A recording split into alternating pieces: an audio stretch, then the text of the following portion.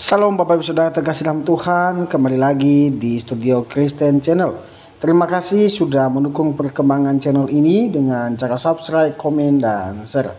Baiklah Bapak Ibu Saudara yang terkasih dalam Tuhan, pada kesempatan ini kita juga akan melihat bagaimana Agatha mempermalukan para apologet Islam, di mana mereka tidak bisa membuktikan, bahkan tidak bisa membantah argumen dari Agatha.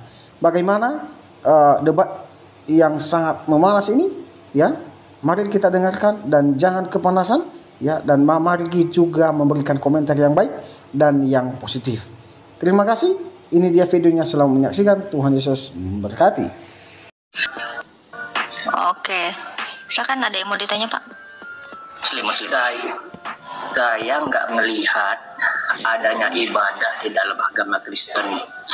Kalau Islam kan itu ada sholat berjamaah, haji ke Baitullah, ya kan, puasa Ramadan, berzakat, terus berjihad, gitu kan. Ada ibadah fisik yang dilakukan di agama Islam, kelihatan, ya kan, siarnya.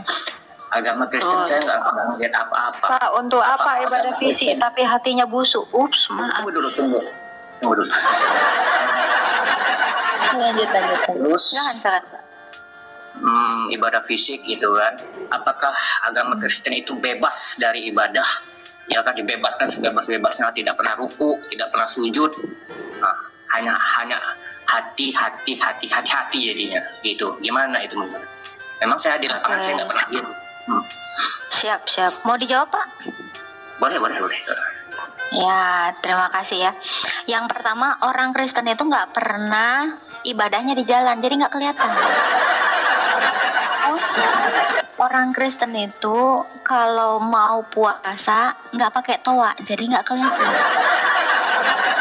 Nggak kedengeran lah ya. Jadi kayak nggak pernah puasa. Padahal orang Kristen itu puasanya lebih lama daripada orang Islam, ya. Terutama saya Ortodoks. Puasa saya itu hampir kurang lebih 6 bulan.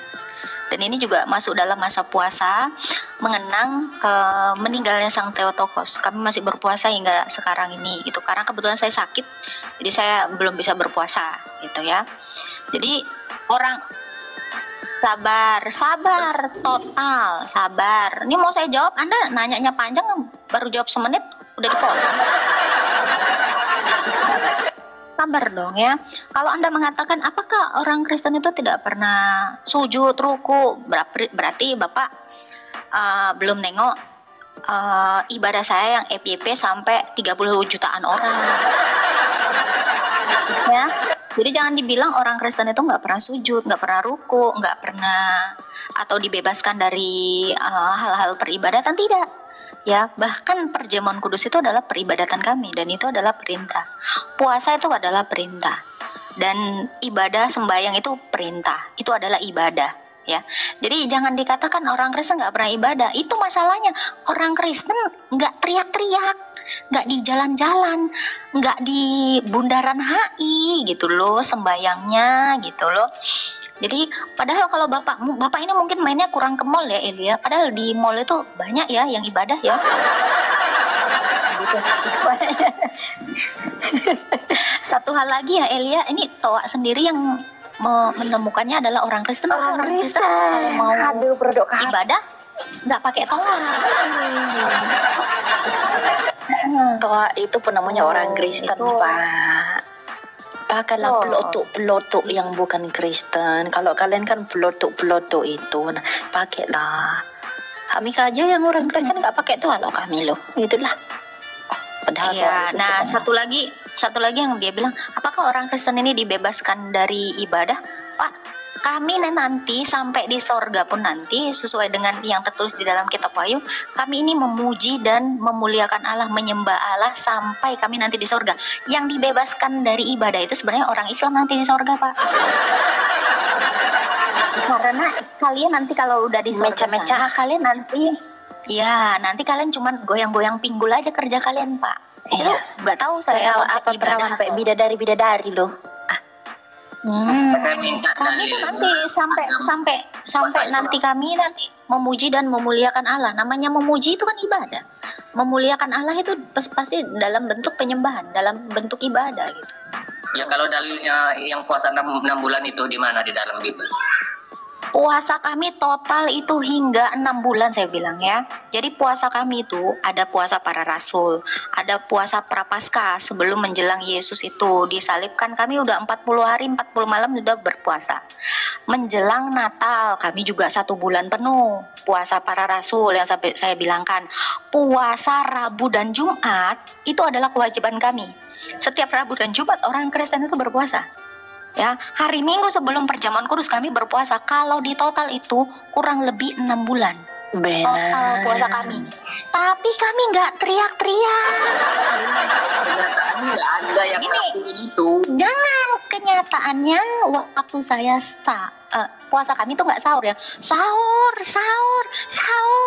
Beduk buka puasa.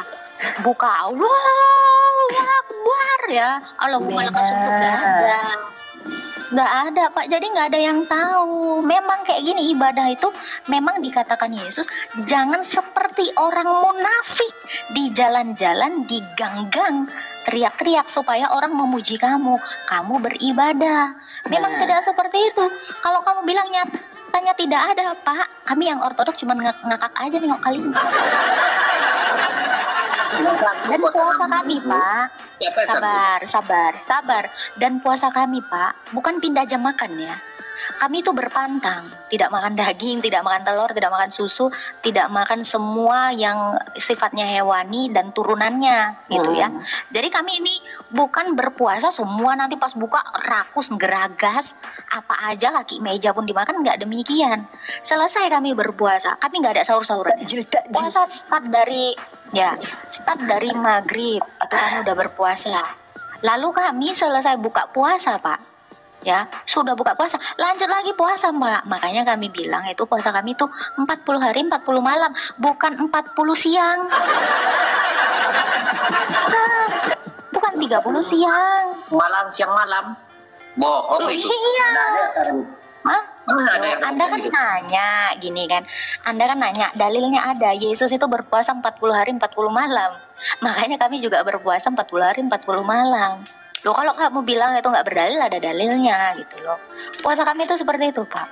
Jadi nggak ada puasa kami itu pindah jam makan. Pagi sarapan, maghrib nanti makan malam gitu. Cuman skip makan siang lah. Kalau dihitung kan gitu ya. Pindah jam makan toh. Itu namanya bukan berpuasa. Kami benar-benar berpantang gitu. Sekarang ini kalau Bapak nggak percaya ya, ini Pak Prop ini juga ortodok. Pak Prop, ini kita masa puasa mengenang kematian Sang Theotokos kan ya? Betul. Masih berpuasa. Ini saya kebetulan sakit. Kemarin tuh Romo bilang, nggak apa-apa kamu biasa. Boleh makan telur, boleh makan daging karena kamu lagi recovery. Itu. Kalau Pak Prop ini puasa. Rabu Jumat bener nggak Pak? Kita puasa. Jumat. Betul, Rabu Jumat terus. Sebelum perjamuan?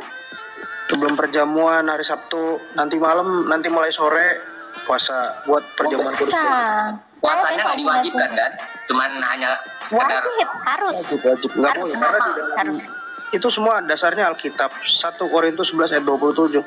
Hendaklah masing-masing orang menguji sebelum dia menerima tubuh dan darah Tuhan. Itu. Jadi harus puasa. Kalau ditanya tadi dalilnya pertama tentang orang Kristen bagaimana harus melakukan Anda tadi mengatakan gerak tubuh ya. Ibadah itu ada di 1 Timotius 4 ayat 7. Itu dikatakan latihlah dirimu beribadah. Kata latihlah di situ itu adalah gimnase. Tahu gim? Jadi betul-betul beribadah, bersujud, berdiri, bungkuk, itu memang diajarkan. Rasul Paulus waktu dia berdoa, itulah sebabnya aku sujud kepada Bapa. Kenapa harus sujud, bungkuk, berdiri? Karena itu mencerminkan sikap Kristus waktu di atas kayu salib. Ya, dia berdiri waktu dia menghadapi penyaliban. Bungkuk waktu dia diturunkan dari kayu salib, dan dia sujud itu sikap tubuhnya saat tertidur dalam kubur gitu. Yang kedua, puasa. Ya, Yesus mengajarkan kita untuk berpuasa. Dia berpuasa. Orang Kristen itu berpuasa 40 hari. Beda dengan Islam itu 30 hari. Entah dari mana itu dalilnya. Bahkan di dalam tiga buah hadis, Muhammad dikatakan oleh Aisyah sendiri, istri kesayangannya, dia nggak pernah berpuasa. Jangan bahas dulu, saya ngomong apa dulu? Ngomong Kristen dulu. Iya, sabar dong. Muhammad nggak pernah berpuasa, makanya saya tantang orang Islam tunjukkan bahwa dalilnya di mana Muhammad itu puasa. Waktu Fatul Mekah, Muhammad nggak puasa sebulan penuh. Itu terjadi pada saat bulan apa? Bulan Ramadan, ya. Ramadan tiba, nggak puasa. Bukan gitu. Ramadan gak puasa. Ramadan. Bahkan ya, puasanya orang Kristen, saya nggak bilang ini puasa orang Ortodok. Puasa orang Kristen itu selalu 40 hari. Itu bisa kita lihat di mana? Ada di dalam Al-Baqarah 183. Di situ dikatakan sama Allah, ya, berpuasalah sebagaimana orang-orang yang sebelum kamu. Sebelum Islam apa coba? Apa coba? Sebelum Islam? Yahudi kah? Enggak, Kristen. Quraisy. Oh, bukan pagan Quraisy, bro. Nah, baca Al-Baqarah 183 itu dalilnya. Tapi perbedaannya apa? Saya ceritain ya. Mungkin ini Pak Zaid ini kan penulis Al-Qur'an, tapi sepertinya nggak tahu isi Al-Qur'an. Di dalam Al-Baqarah 183 itu perintah puasa. Berpuasalah sebagaimana orang sebelum Islam apa? Nasrani, ya. Nah, akhirnya waktu puasa ini mulai dijalankan, puasa kan baru dijalankan itu pada saat Muhammad sudah pindah ke Madinah. Waktu di Mekah Muhammad nggak pernah memerintahkan umatnya untuk puasa. Waktu di Madinah, kenapa di Madinah? Karena Muhammad ingin menguasai orang-orang Madinah yang notabene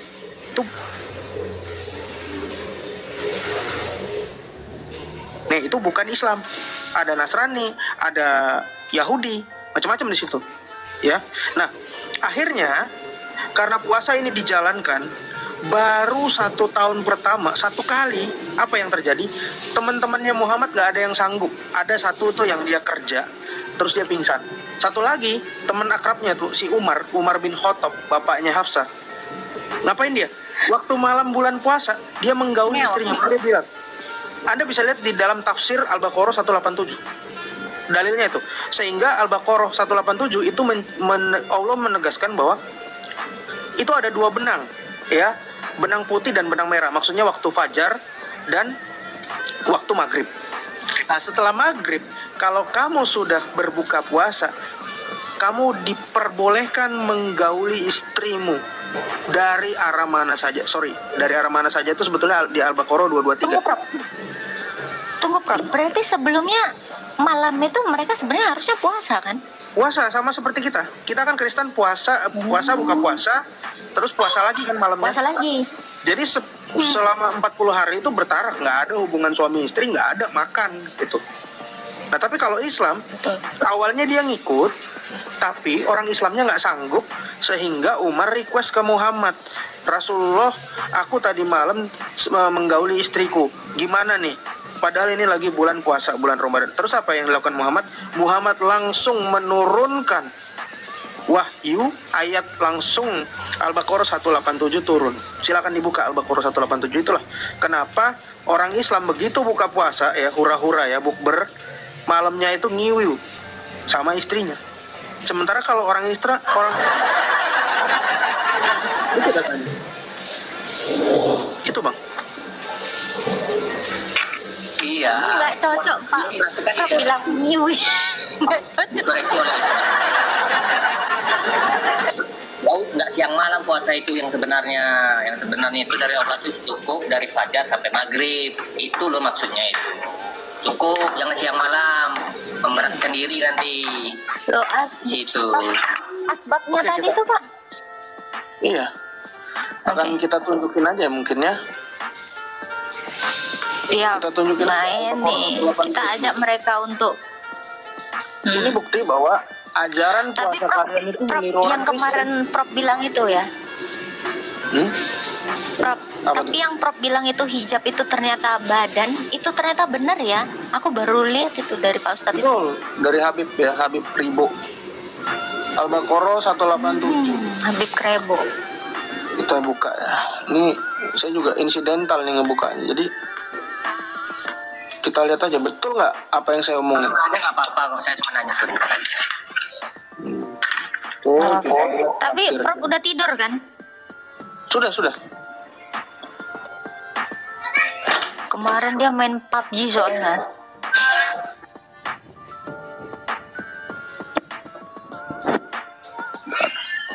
Ntar ya, aku liatin. Oke, ini kita buka ya. Awas nih, kepala botak saya kelihatan. Nah, ini dia. Ini Al-Baqarah, sebentar.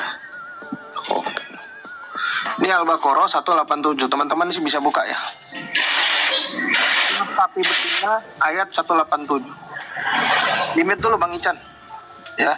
Di sini dikatakan ya, artinya dihalalkan bagimu pada malam hari puasa ngapain? Bercampur dengan istrimu. Ini bercampur. Mereka adalah pakaian bagimu dan kamu adalah pakaian bagi mereka.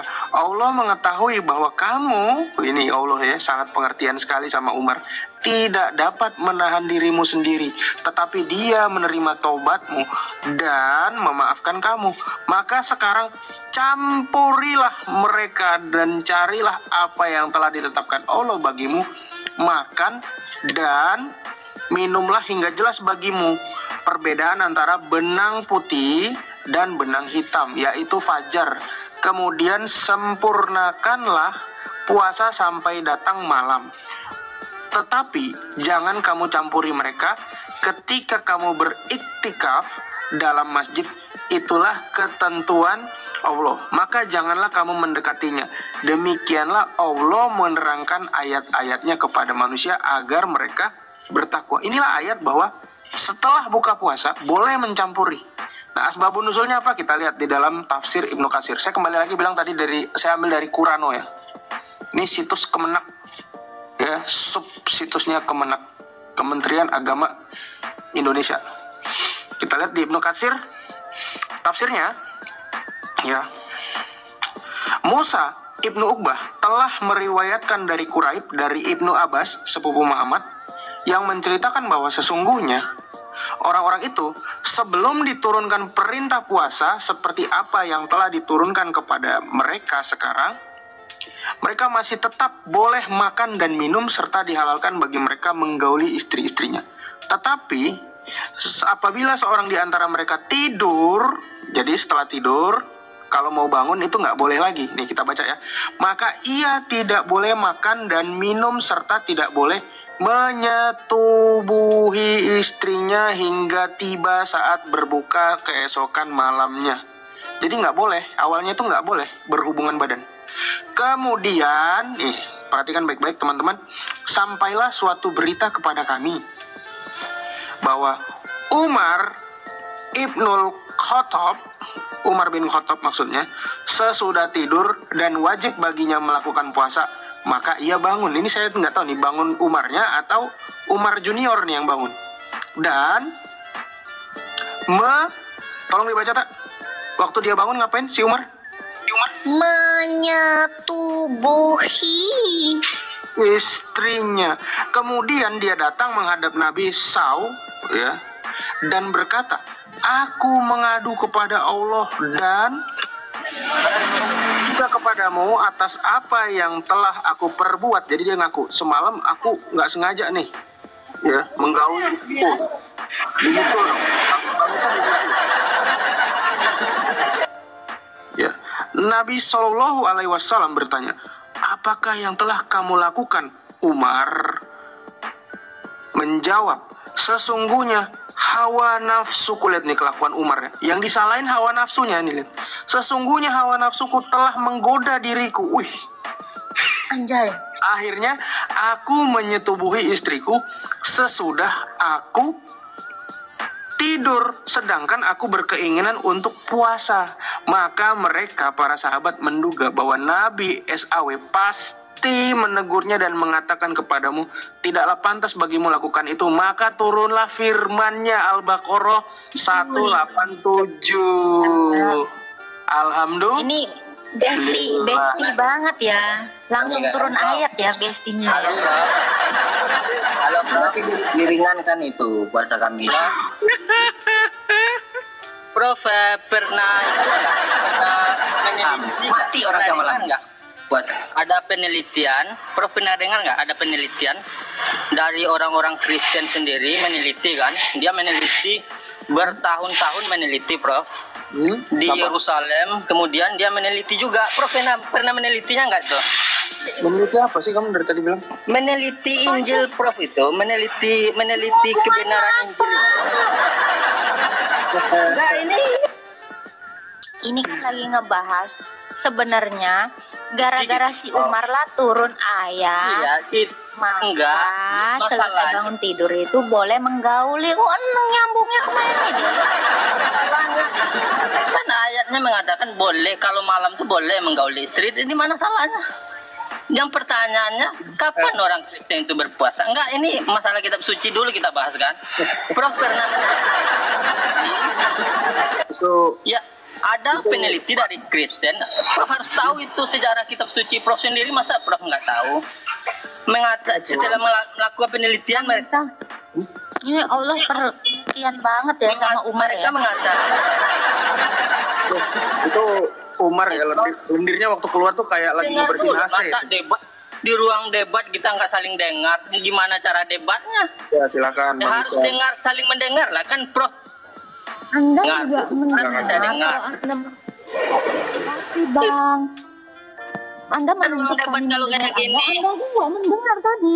Abang kalau nggak bisa diskusi, Anda di bawah aja. Bang, fokus sama yang kita bahas, Bang.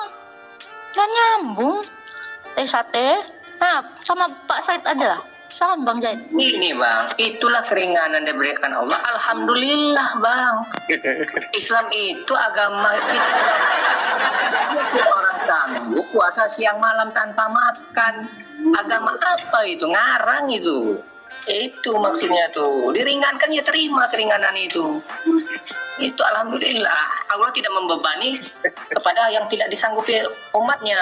Itu alhamdulillah lah. Itu kan dan ada sudah itu ada apa namanya sholat taraweh kan, ibadah lagi kami di situ loh. Itulah indahnya Islam itu. Taraweh menggauli bang, gitu loh maksudnya. Kalau di Kristen nggak ada seperti itu. Ya wajar lah, namanya Islam.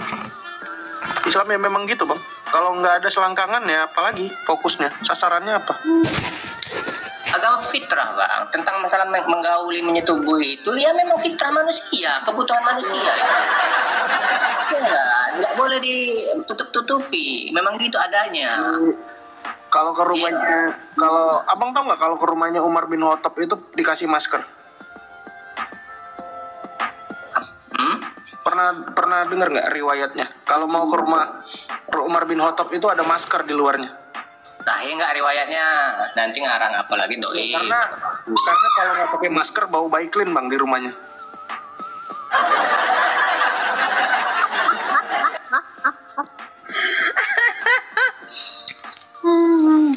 Lucu ya. Kalau Anda bilang gini Bang, ini kita pakai logika ya. Fitrahnya manusia kok ngewek Bang. Fitrahnya manusia itu taat kepada Allah Bang. Bukan Allah taat kepada manusia. Yang saya lihat tadi, itu Allahmu itu taat kepada Umar.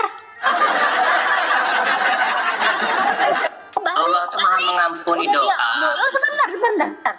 Umarnya berbuat salah sampai sahabatnya kiranya baginda menegur gitu tadi kan Pak Prof. Betul. Nggak taunya malah disetujui, malah diturunin ayat. Fitrah manusia menaati Allah, bukan Allah menaati syahwatnya si Umar karena tergoda hawa nafsu. Iya toh? Ngomongin fitrah.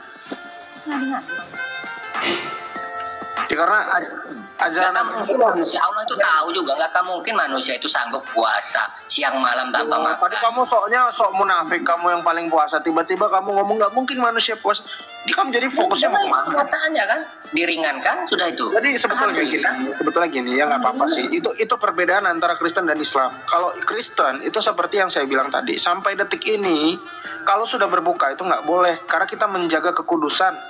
Terjadinya waktu apa? Puasanya Kristen, masa Prapaskah, masa Advent, masa Natal ya sebelum Natal. Terus Rabu dan Jumat itu termasuk peringatan-peringatan hari lainnya. Nah kalau Islam tadi ya memang seperti itu. Al-Baqarah 187 sudah jelas. Setelah kalian buka puasa ya, terus taraweh, pulang taraweh ngewew gitu. Nah sekarang agama Kristen itu seperti ajaran Buddha saya lihat. Itu dibolehkan karena ada kasus Umar yang nggak tahan, nggak sengaja dia. iya, ya nggak masalah, itu perbedaan kita bang. Cuma saya ajak buat orang-orang yang menyimak, kira-kira ajaran itu kan kita lihat nilainya kan, kita kan bisa nilai kan mana sih yang betul-betul punya nilai, yang punya bobot, ya, yang punya bobot ya, bukan yang punya bobet. Kalau ajaran yang fokusnya cuma kepada itu, ya berarti itulah bobot. Menurut saya sih kalau fokusnya ke selangkangan itu bobotnya berkurang bang, itu berkurang. Kalau Gitu loh. fokusnya ke bobot gimana itu Pak Prof? Ya, ada yang fokusnya bobot, ada yang fokusnya ke boba. Kalau yang fokus ke boba itu ya udah pasti enggak.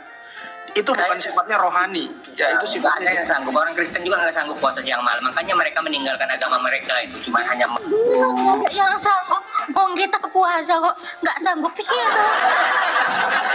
Anda ini ya, gini ya bro ya, fitrahnya manusia itu dilihat dari Kristus. Kalau Kristus itu sanggup berpuasa 40 hari 40 malam, masa kita nggak bisa? Wong dia sudah menjadi sama seperti manusia. Manusia pun harus bisa menjadi sama seperti Kristus. Itu tujuan kenapa dia inkarnasi. Jadi fitrahnya manusia itu siapa? Tolok ukurnya manusia itu siapa? Kristus. Seperti itulah fitrahnya manusia sebelum jatuh ke dalam dosa. Makanya saya bilang fitrahnya manusia itu taat kepada Allah, bukan Allah taat kepada manusia. Manusia aja taat kepada hawa nafsunya, Allah maha terus Allah mengabulkan taat doa. kepada manusia yang taat kepada hawa nafsunya. Itu loh, kamu kok nggak nyampe sih bang? doa manusia itu dikabulkan oleh setengah, sedikit. apa dia yang setengah? Itu diterima apa enggak? Itu bang. Itu lucunya ya, Umarnya juga bukannya berdoa gitu ya, minta maaf sama Allah, tapi apa yang dilakukan dia malah curhat ke Muhammad. Nah ya, karena Muhammad sendiri adalah Allah, ya kenapa saya bilang Muhammad adalah Allah?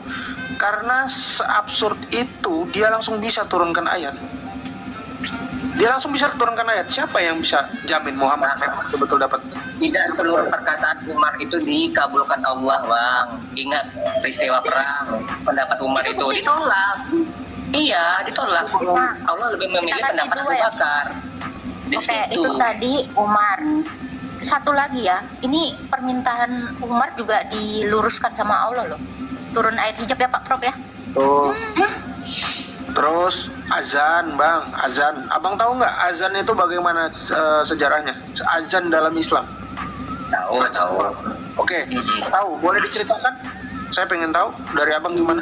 Saya bawa buku. Iya kan? Mulai dari mimpi-mimpi para sahabat kan, dan akhirnya dia terima. Itu mimpinya Allah, mimpinya Muhammad atau mimpinya sahabat Muhammad? Sahabat. Nah. Loh, kok bisa jadi ayat? Kok bisa jadi ayat? Kok bisa jadi ayat?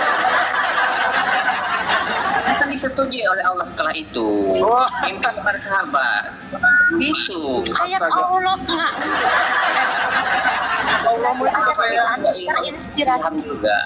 Allah mau Sahabat itu kayak komite kredit. Ya diajuin, ya di approve apa enggak? Terus kalau di approve aku jadi ayat. Iya kayak gitu. Apa masalahnya di ACC itu enggak itu emang iya. Masalahnya di mana? Kalau Nggak ditolak apa-apa. ya nggak Nggak diterima. masalah. Nggak masalah, Kalau nggak diterima, masalah. Allah tuh seperti itu. Dia kalau misalnya yang kayak Kristen kan nggak diterima ya dikoreksi, ditegur. Kalau salah ditegur, kalau benar ya kalau dia terima. Ya ada Terserah, para rasul kami itu nulis itu berdasarkan mimpi kayak gitu bang. Malu-maluin bang kayak gitu. Udah gitu yang mimpi bukan Muhammad lagi, yang mimpi temennya. Coba temennya siapa? Kalau menurutmu siapa itu? Mimpi siapa itu kira-kira? Iya, teman Muhammad yang mimpi ada bermacam-macam. Iya siapa? Ya?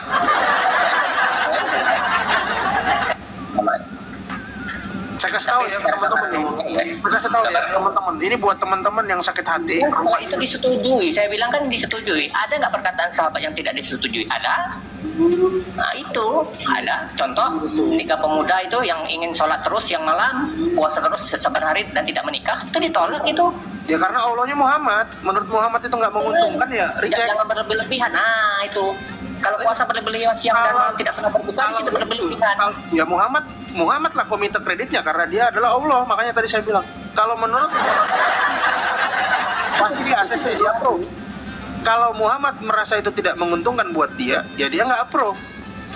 Umar, kenapa Muhammad setuju dengan Umar? Karena Umar itu mertuanya Muhammad. Umar itu adalah anak buah Muhammad yang paling reaktif. Sedikit-sedikit perang, potong leher. Buat Muhammad itu suatu menguntungkan. Apabila satu permintaan Umar dipenuhi oleh Muhammad merasa untung. Karena apa?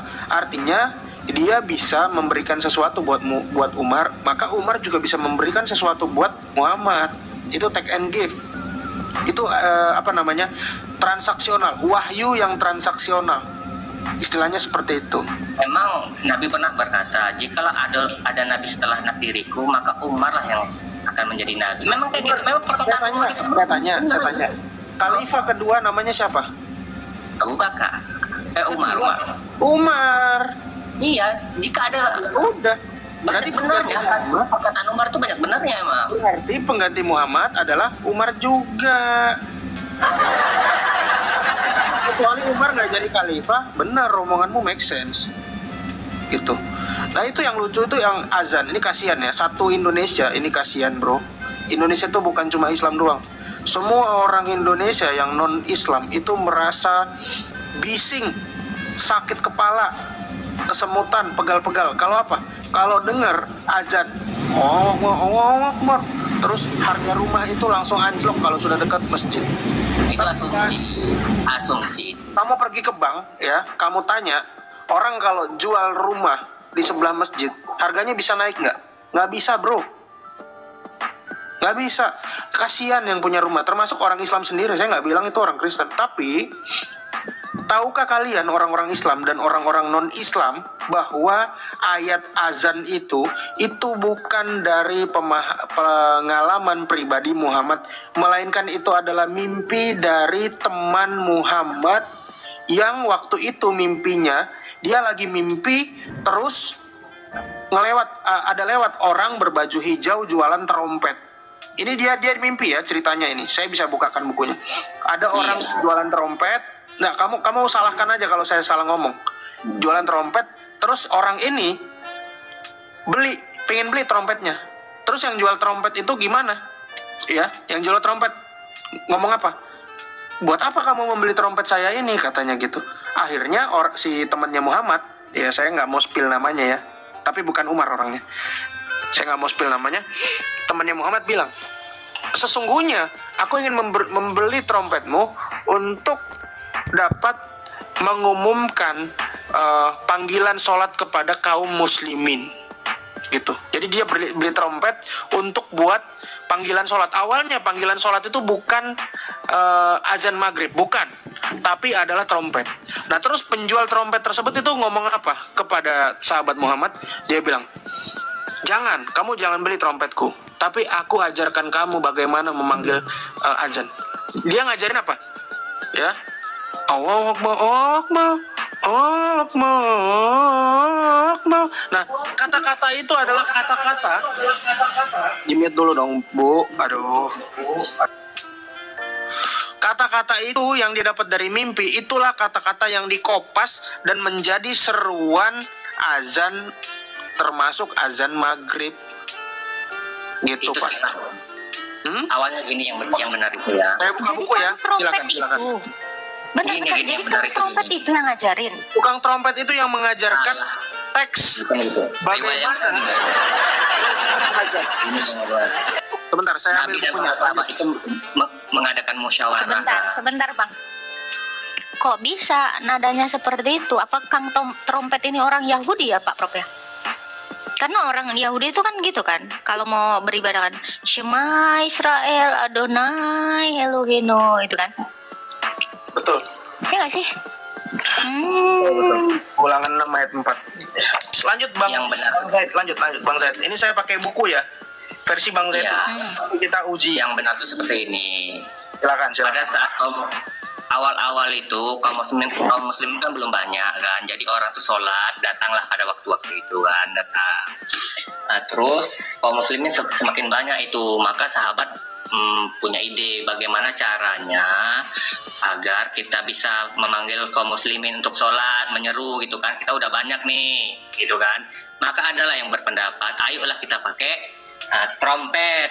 Maka pendapat itu ditolak oleh Nabi, jangan, itu adalah perbuatan orang Yahudi, ya kan. Ada juga lah yang berpendapat untuk pakai lonceng, jangan, itu perbuatan orang Nasrani gitu kan, pakai lonceng, teng teng teng gitu ya. Nah, maka tidak ketemulah musyawarah pada hari itu. Nah, dan lanjut musyawarah berikutnya. Ada yang mengatakan seperti ini, aku bermimpi gini lafaznya. Bukan satu saja yang bermimpi sahabat, ada sahabat yang lain juga bermimpi. Seperti itulah mimpi yang kudengar. Maka diazankanlah oleh oleh Bilal atau siapa yang pertama kali gitu kan. Maka disetujuilah oleh Nabi. Itu awalnya, bukan dari pemilik trompet, enggak.